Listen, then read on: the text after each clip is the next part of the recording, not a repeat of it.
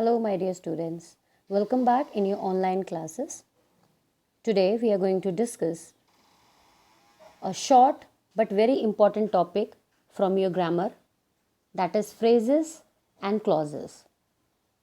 If you have not written, you can write down in your copies phrases and clauses. You can get the definitions from anywhere.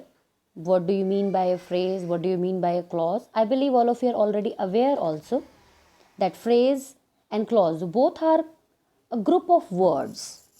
दोनों ही एक group of words होते हैं, यानी कुछ words होते हैं और उनके ग्रुप से मिलकर बना हुआ जो एक शॉर्ट सेंटेंस होता है उसे फ्रेज या फिर आप क्लॉज कहते हैं.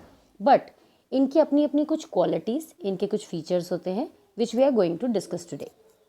So if you are ready with a pen and paper, I believe this is a very nice way that on one side you can note down phrase, next side you can note down clause. आप अपने page को दो portions में divide कर लीजिए. एक side पे लिखिए फ्रेज, दूसरी साइड पे लिखिए क्लॉज. लेट अस डिस्कस दोनों एक दूसरे से कैसे अलग हैं. पहली बात, फ्रेज भी कुछ वर्ड्स का ग्रुप है, क्लॉज भी कुछ वर्ड्स का ग्रुप है. फ्रेज उसमें एक सब्जेक्ट और प्रेडिकेट हो ये ज़रूरी नहीं है, नहीं होता है.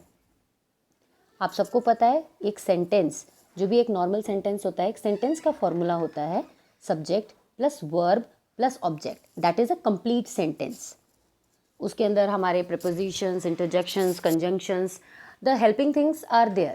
बट एक जो सेंटेंस होता है उसमें हमको जो रिक्वायर्ड चीज़ें होती हैं that is your subject, verb and your object, right. तो अब फ्रेज क्या है बच्चे?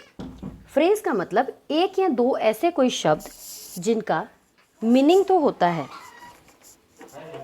आई रिपीट, एक या दो शब्दों से बना हुआ एक शॉर्ट सेंटेंस जिसका कोई मीनिंग है बट इनकम्प्लीट, और उसमें आपका सब्जेक्ट भी नहीं होगा, प्रेडिकेट भी नहीं होगा.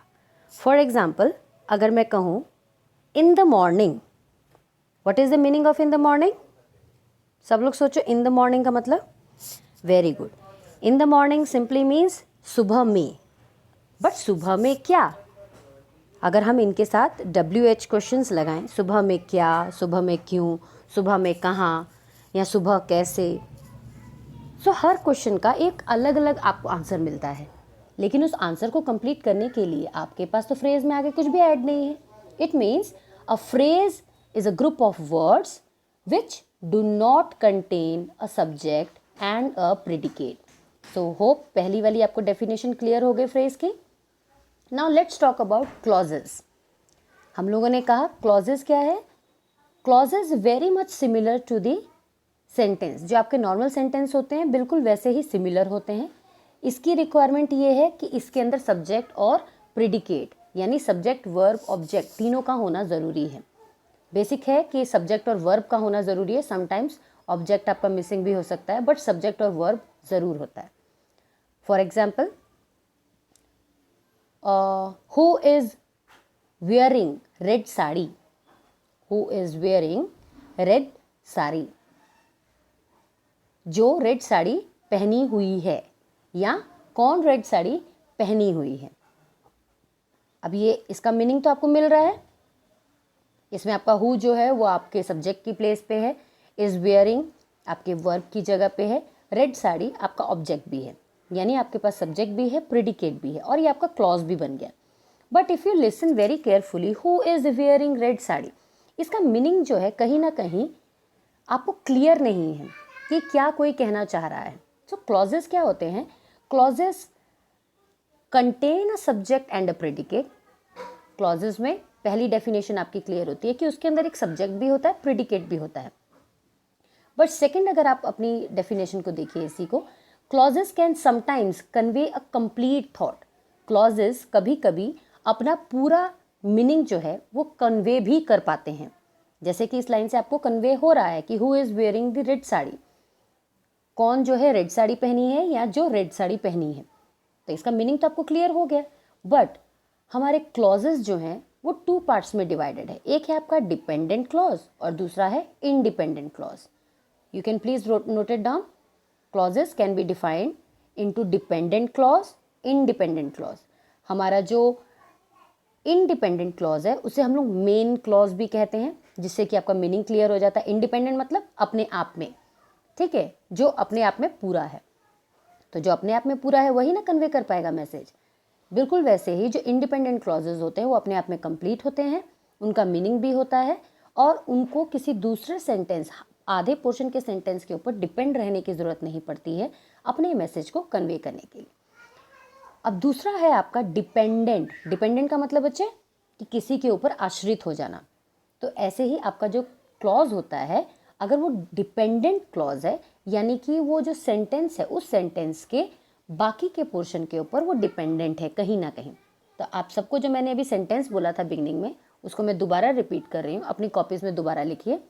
Who is wearing the red sari, a red sari, आपको जो लिखना आप लिख सकते हैं। Who is wearing a red sari, written.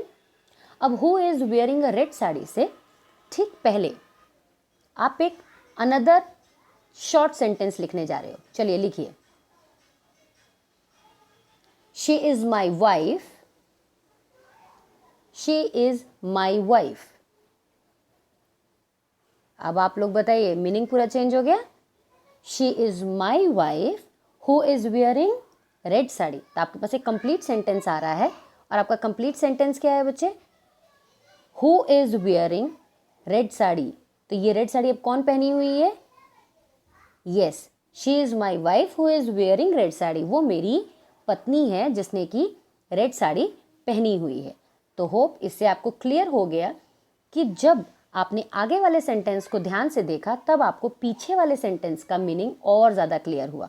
वो अपने आप में इंडिपेंडेंट क्लॉज था, बट अगर आपने पूरा सेंटेंस पढ़ा तो आपको और एक्स्ट्रा इन्फॉर्मेशन मिली। तो इस तरह के जब आपके पास क्लॉजेज आते हैं, that becomes your dependent clauses. Dependent clauses को sometimes we call it as a subordinate clauses also. तो आपको इसके तीनों पॉइंट क्लियर हो गएंगे। अगर हम अगर एक क्लॉज अपना मैसेज कन्वे कर सकता है तो ऑब्वियसली फ्रेज उससे डिफरेंस है। तो it means phrase can not convey a complete thought, यानी फ्रेज कभी भी एक पूरा थॉट, एक पूरा मीनिंग नहीं देता है। जैसे कि मैंने कहा ना, in the morning. In the morning क्या? इन द मॉर्निंग में तो बहुत कुछ हो सकता है, तो आपको मीनिंग कभी भी पूरा प्रॉपर क्लियर नहीं होता है। अब दूसरा आप देखिए, phrases can not stand alone. हम लोगों ने कहा क्लॉजेज अगर कभी कभी अपना मैसेज प्रॉपर कन्वे करते हैं तो यानी कि दे कैन स्टैंड अलोन, यानी वो अपना मीनिंग अकेले भी दे सकते हैं। But phrases can not stand alone. Phrases जो हैं वो कभी भी अकेले नहीं खड़े हो सकते हैं। For example, in the morning. In the morning क्या था? जब तक वो एक फ्रेज है तब तक आपको उसका मीनिंग क्लियर नहीं था। अगर मैं यही कहूँ, Ram goes to morning walk in the morning. Ram जो है मॉर्निंग वॉक के लिए जाता है कब? इन द मॉर्निंग में जाता है। तब यहाँ पे आपका मीनिंग क्लियर हो गया। Phrases can not stand alone. Hope it is clear to everyone. आप लोग ये तीनों पॉइंट्स नोट डाउन कर लीजिए। 2 सेंटेंसेस मैंने आपको एग्जाम्पल में बताए, उसे नोट डाउन कर लीजिए। Okay, now note down some of the subordinated conjunctions. कई बार आपको क्या होगा आपके सेंटेंस में, जैसे कि मैंने अभी आपको एक वर्ड यूज किया था, she is my wife who is wearing a red sari. तो यानी कई बार क्या होगा कि आपके सेम सेंटेंस के अंदर 2 सेंटेंस रहते हैं, दोनों कंप्लीट रहेंगे फुल मीनिंग्स के साथ। बट अगर आपसे पूछा जाता है कि इसमें से फ्रेज कौन सा है, क्लॉज कौन सा है, तो ये कुछ एक लिस्ट है शॉर्ट वर्ड्स की। मैंने आपको एक लिस्ट दिखाई है, आप इसे नोट डाउन कर लीजिए। अगर ये words in between of your sentence कहीं आते हैं, यानी आपके पूरे वाक्य के अंदर कहीं पे ये सेंटेंस आते हैं, तो आप इससे आइडिया ले सकते हैं कि यहाँ पे या तो फ्रेज यूज हो रहा है या फिर क्लॉज यूज हो रहा है। आपको पता है फ्रेज और क्लॉज का डिफरेंस क्या है?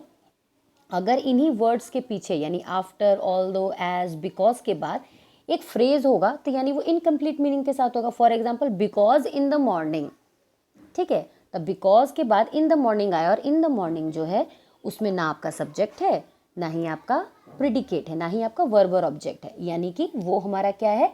फ्रेज है। बिकॉज के बाद फ्रेज लग गया। अगर यही होता because she is my wife, अब बिकॉज के बाद she is my wife, she आपका सब्जेक्ट है, इज यहाँ पे आपका हेल्पिंग वर्ब की तरह काम कर रहा है, माई वाइफ ऑब्जेक्ट की तरह काम कर रहा है। तो इट मीन्स कि बिकॉज के बाद शी इज माई वाइफ आपका क्लॉज है। Very good. So these are some words you can note it down: after, although, as, because, before, even if, even though, if, in order that, once, provided that, rather than, since, so that, then, that, though, unless, until, when, whenever, where, whereas, wherever, whether, while, why. इसके अलावा भी बहुत सारे होते हैं, but these are conjunctions. हम लोगों ने कंजंक्शंस पढ़े हैं, तो ये कुछ कंजंक्शंस हैं जिनको कि हम लोग आपको बोलते हैं कि आप इनको हमेशा अपने माइंड में रखिए कि if any of these conjunctions are coming in between of your sentence, you can get a hint inside your mind. अपने दिमाग में खुद से एक हिंट लेकर आइए that yes, in this sentence somewhere phrase or a clause is used. और phrase का पता कैसे चलता है? Group of words but does not have subject and predicate. And how can you define clause? It is also a group of word but it contains subject and predicate also. Let me revise once again. Phrase is a group of words. Clause is a group of words. Phrase does not have subject and verb. Clause contain subject and predicate. Now if we talk about phrase, phrase cannot stand alone. Phrase खुद से अकेले कोई meaning नहीं लाता है, but clause can stand alone. Clause जो है वो अकेले भी खड़ा रह सकता है.